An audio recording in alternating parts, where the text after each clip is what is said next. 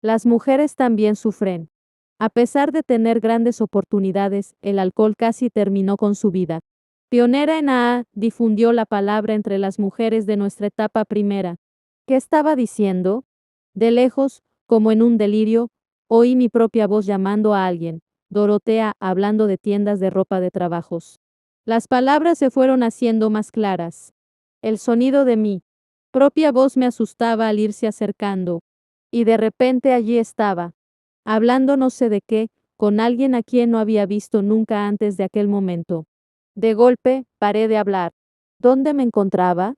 Había despertado antes en habitaciones extrañas, completamente vestida sobre una cama o un sofá. Había despertado en mi propia habitación, dentro o sobre mi propia cama, sin saber qué hora del día. Era, con miedo a preguntar. Pero esto era diferente. Esta vez parecía estar ya despierta, sentada derecha en una silla grande y cómoda en medio de una animada conversación con una mujer que no parecía extrañarse de la situación. Ella estaba charlando cómoda y agradablemente. Aterrorizada, miré a mi alrededor. Estaba en una habitación grande, oscura y amueblada de una manera bastante pobre, la sala de estar de un apartamento en el sótano de la casa. Escalofríos empezaron a recorrer mi espalda, me empezaron a castañar los dientes, mis manos empezaron a temblar y las metí debajo de mí para evitar que salieran volando. Mi miedo era real, pero no era el responsable de esas violentas reacciones.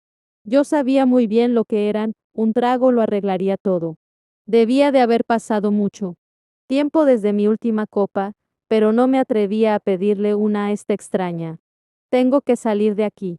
De cualquier forma, tengo que salir de aquí antes de que se descubra mi abismal ignorancia de cómo llegué aquí, y ella se dé cuenta de que yo estoy totalmente loca.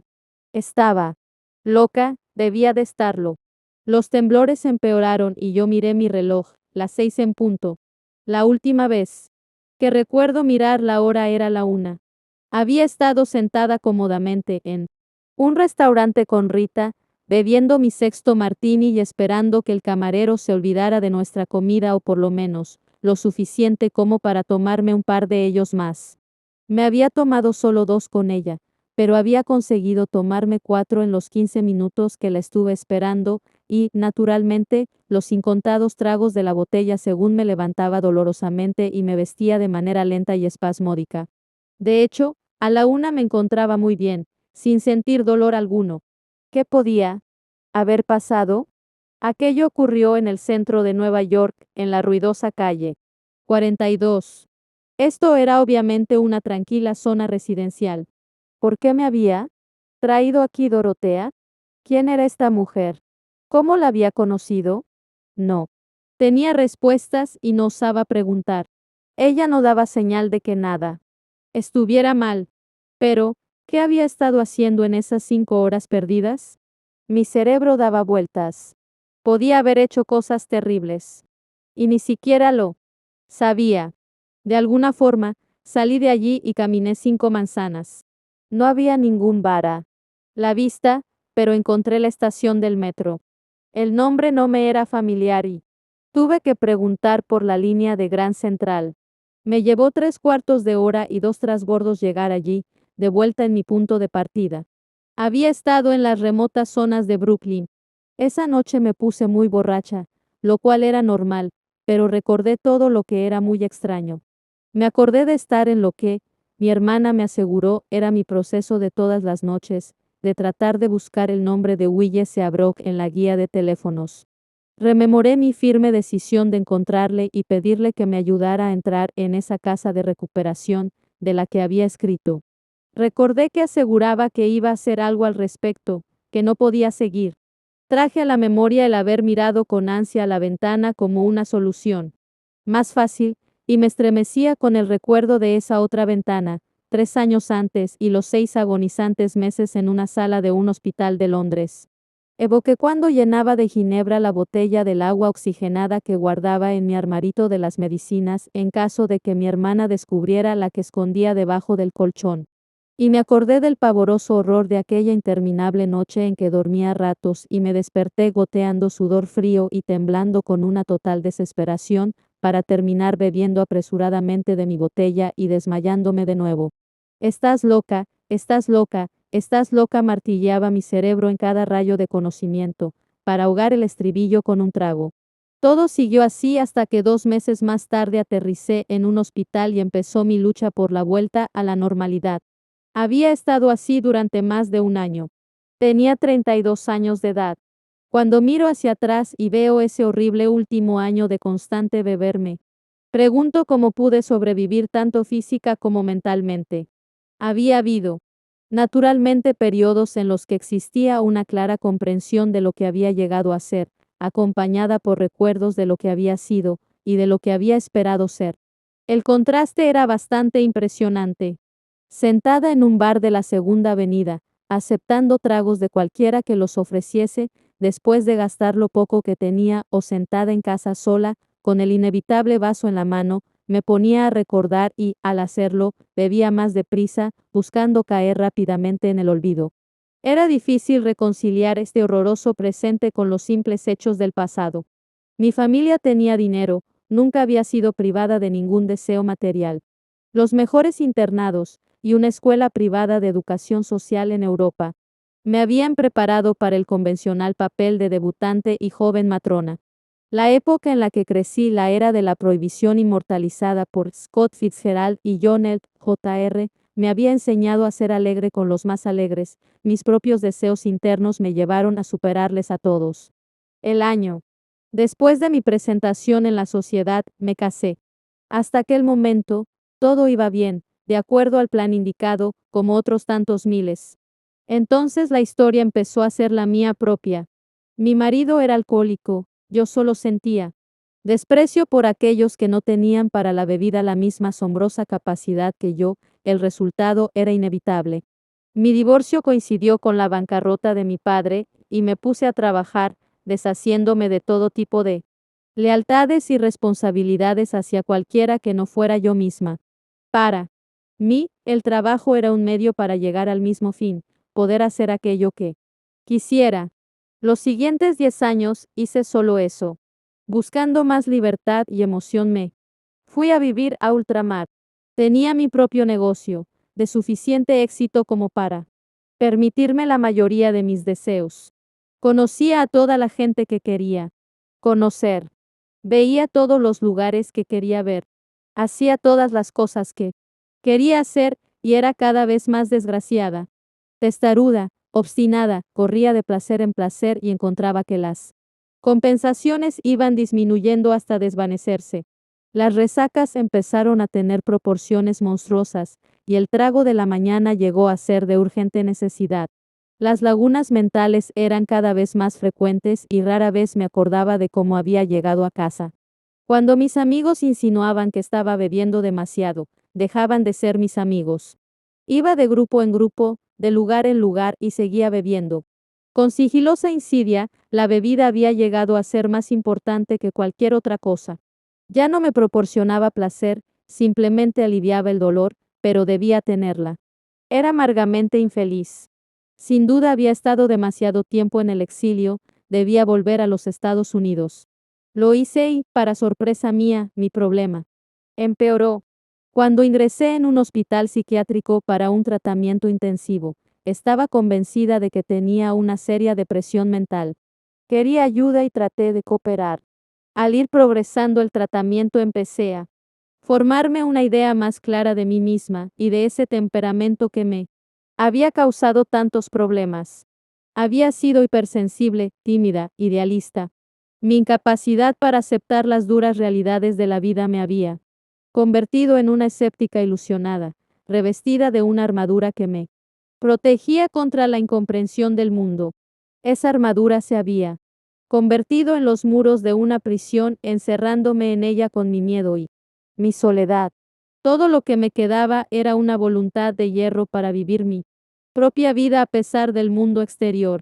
Y allí me encontraba una mujer, aterrorizada por dentro y desafiante por fuera, que necesitaba desesperadamente un apoyo para continuar. El alcohol era ese apoyo, y no veía cómo podía vivir sin él. Cuando el doctor me decía que no debía beber nunca más, no pude permitirme creerle. Tenía que insistir en mis intentos por enderezarme tomando los tragos que necesitara sin que se volvieran en mi contra. Además, ¿cómo podía él entender? No era bebedor, no sabía lo que era necesitar un trago, ni lo que un trago podía hacer por uno en un apuro. Yo quería vivir, no en un desierto, sino en un mundo normal. Y mi idea de un mundo normal era estar rodeada de gente que bebía, los abstemios no estaban incluidos. Estaba segura de que no podía estar con gente que bebía, sin beber. En esto tenía razón, no me sentía a gusto con ningún tipo de persona sin estar bebiendo. Nunca lo había estado. Naturalmente, a pesar de mis buenas intenciones y de mi vida protegida tras los muros del hospital, me emborraché varias veces y quedé asombrada y muy trastornada. Fue en aquel momento cuando mi doctor me dio el libro Alcohólicos Anónimos para que lo leyera. Los primeros capítulos fueron una revelación para mí. Yo no era la única persona en el mundo que se sentía y comportaba de esa manera. No estaba loca, ni era una depravada, era una persona enferma. Padecía una enfermedad real que tenía un nombre y unos síntomas, como los de la diabetes o el cáncer. Y una enfermedad era algo respetable, no un estigma moral. Pero entonces encontré un obstáculo. No tragaba la religión y no me gustaba la mención de Dios o de cualquiera de las otras mayúsculas. Sí, aquella era la salida, no era para mí. Yo era una intelectual y necesitaba una respuesta intelectual, no emocional. Así de claro se lo dije a mi doctor. Quería aprender a valerme por mí misma, no cambiar un apoyo por otro, y mucho menos por uno tan intangible y dudoso como aquel era. Así continué varias semanas, abriéndome camino a regañadientes a través del ofensivo libro y sintiéndome cada vez más desesperada. Entonces ocurrió el milagro. A mí, a todo el mundo no le ocurre tan de repente, pero tuve una crisis personal que me llenó de cólera justificada e incontenible. Mientras bufaba desesperadamente de la cólera y planeaba una buena borrachera para enseñarles, mis ojos captaron una frase del libro que estaba abierto sobre la cama: no podemos vivir con cólera. Los muros se derrumbaron y la luz apareció. No estaba atrapada, no estaba desesperada. Era libre y no tenía que beber para enseñarles. Esto no era la religión, era libertad. Libertad de la cólera y del miedo. Libertad para conocer a felicidad y el amor. Fui a una reunión para conocer por mí misma al grupo de locos y vagabundos que habían realizado esta obra. Ir a una reunión de gente era una de esas cosas que toda mi vida, desde el día en que dejé mi mundo privado de libros y sueños para encontrarme en el mundo real de la gente, las fiestas y el trabajo, me había hecho sentir como una intrusa, y para ser parte de ellas necesitaba el estímulo de la bebida. Me fui temblando a una casa en Brooklyn llena de gente de mi clase. Hay otro significado de la palabra hebrea que se traduce como salvación en la Biblia, y este es volver a casa. Había encontrado mi salvación. Ya no estaba sola. Aquel fue el principio de una nueva vida, una vida más completa y feliz de lo que nunca había conocido o creído posible. Había encontrado amigos comprensivos que a menudo sabían mejor que yo misma lo que pensaba y sentía, y que no me permitían refugiarme en una prisión de miedo y soledad por una ofensa o insulto imaginarios. Comentando las cosas con ellos, grandes torrentes de iluminación mostraban mí misma como en realidad era, como ellos. Todos nosotros teníamos en común cientos de rasgos característicos, de miedos y fobias, gustos y aversiones. De repente pude aceptarme a mí misma, con defectos y todo, como yo era. Después de todo, ¿no éramos todos así? Y aceptando, sentí una nueva paz interior y la voluntad y la fuerza para enfrentarme a las características de una personalidad con las que no había podido vivir. La cosa no paró allí. Ellos sabían qué hacer con esos abismos negros que bostezaban, listos para tragarme cuando me sentía deprimida o nerviosa. Había un programa concreto, diseñado para asegurarnos a nosotros, los evasivos de siempre, la mayor seguridad interior posible. Según iba poniendo en práctica los 12 pasos, se iba disolviendo la sensación de desastre inminente que me había perseguido durante años. Funcionó. Miembro activo de AA. Desde 1939, al fin me siento un ser útil de la raza humana.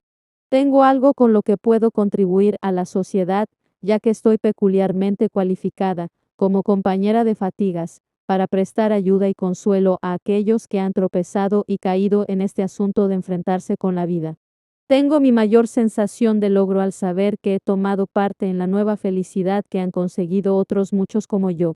El hecho de poder trabajar y ganarme la vida de nuevo es importante, pero secundario. Creo que mi fuerza de voluntad, una vez exagerada, ha encontrado su justo lugar, porque puedo decir muchas veces al día, hágase tu voluntad, no la mía. Y ser sincera al decirlo,